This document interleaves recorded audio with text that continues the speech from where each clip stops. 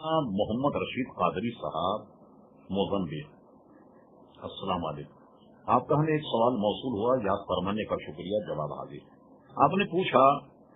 کیا تمام دیوبندی پر کفر کا فتویٰ لگایا جا سکتا ہے؟ محترم محمد رشید صاحب، یہ مسئلہ ذرا سا نازک ہے۔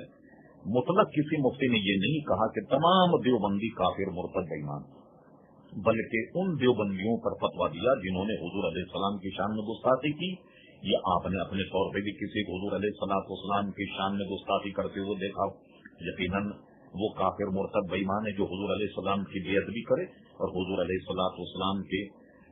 دربار میں زبان دراز کرے اور گالی دے، اس کے کافر ہونے میں کیا شک ہو سکتا ہے؟ کیونکہ اشرف علی تھانوی، خلیل احمد امبریڈوی، رشید احمد گنگوہی، مولوی قاسم نانوتوی، انہوں نے حضور علیہ السلام کے دربار میں گستاخی کی، تو ان پر تو فتوی حسام الحرمین میں کفر کا فتویٰ دیا گیا۔ اور جو دیوبندی ان عبارتوں کو پڑھ کر اگر اسے کافر نہ سمجھے یا ان عبارتوں کو کفر نہ سمجھے، تو پھر فرمایا گیا کہ من شکا فی کفر ہی وعدہ بھی فقط کفر، یعنی اسے جان کر پڑھنے کے بعد بھی اگر کوئی ان کے کفر میں شک کرے تو وہ بھی کافر ہے۔ اس لیے ہم عام طور پر یہ نہیں کہیں گے کہ سارے دیوبندی کافر، کیونکہ دیوبندی جو عوام ہے ان بیچاروں کو تو پتہ ہی نہیں کہ ان کے جو بزرگ تھے، ان کے بڑے تھے، انہوں نے کہا کیا، لیکن اگر ان کو ان کی عبارتیں دکھائی جائیں اور اس کے باوجود بھی اگر وہ انہیں کافر نہ کہیں تو وہ اس شخص جو ہے اسی جیسا ہے